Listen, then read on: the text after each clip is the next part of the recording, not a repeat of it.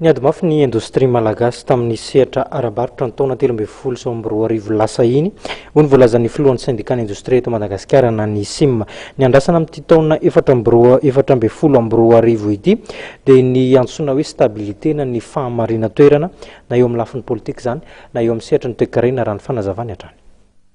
Na dia ny sedrany mafy aza ny indostria malagasy nandritry ny taona 2012 dia navita ny trakatrany raha ny voalazan'ny filohan'ny Sendikan'ny Indostria eto Madagasikara na ny hisian'ny. Anisan'ny olana izay nisedrain'ireo vokatra avy eto an-toerana izay maro karazana tokoa ary tsy ambakan'ireo vokatra avy any ivelany ny fifananana tsy ara-dalàna antsoina hoe concurrence déloyale. Raha jerena aloha ho an'ny industria malagasy tamin'ny taona 2012 iny dia azo lazaina fa niady mafy izy teo amin'ny sehatra ara-barotra eto an-toerana. Niady mafy satria tsy hita taratra mihitsy zany nandreny taona 2012 iny ny filaminana anatiny ara-ekonomika. Zany hoe zany tena nikorotana tanteraka ny tsena nandritra ny taona 2012 iny noho ny antony crise zay raha malala.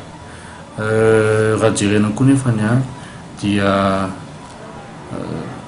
tapitra ny taona 2012 dia mbola teo daholo ireo industrie malagasy. Zany hoe zany raha teo raha fahasahirana rehetra dia afaka nitraka izy ireo ary navita ezaka zany niala tamin'iny fahasahirana ekonomika tamin'ny taona 2012. Anisan'ny fanamby tokony hotratrarina amin'ity taona ity ny hisian'ny antsoina hoe stabilité. Amin'ity efatra ambin'ny folo sy roa arivo ity indray dia ngamba ny zavatra voalohany hoe mba tianay apetraka aloha dia ny filaminana stabilité économique zany sy politika sy ny eo koa zany ny mba hisy raha misy ny stabilité dia misy zany ny mianatsiny amin'ny teny frantsay visibilité dia eo zany zay afaka manao drafitra ho an'ny orinasa manitra ny taona ity ary maninona raha manitra ny taona 3-4-5 zany. Zany hoe raha misy zany le stabilité dia afaka manateny zay fa amokatra amin'ny asa ary koa ampisy fanjifana ara-dalàna eto amin'ny tsena anatiny ary indrindrindrindra koa mba hahafahanay koa mandeha fanetanay any ivelany indrindrindrindra moa zany fa ny région ny hisian'ny izay eritreretiny eo amin'n'ivon'ny Sendikan'ny Indostria de Madagasikara fa tsy maintsy hotrandrahana mba hahafahany izy ireo manondrana ny entana vokatra vita malagasy.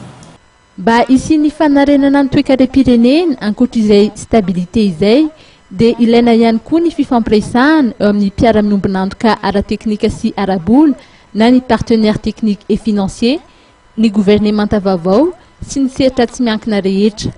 Mba hisian'ny fitantanana mangarahara dia ilaina hatrany ny fifampidiniana raha ny voalazany raha ny resaka ny APE na ny accord de partenariat économique ny tenany. Tsara ho tsy aivina fa miisa zato ireo orinasa mpikambana eo anivon'ny Sendikan'ny Indostria eto Madagasikara miampy ireo vondrona samihafa na ny groupement. Izany hoe asa eo amin'ny 4 alina eo no ateraka izy ireo.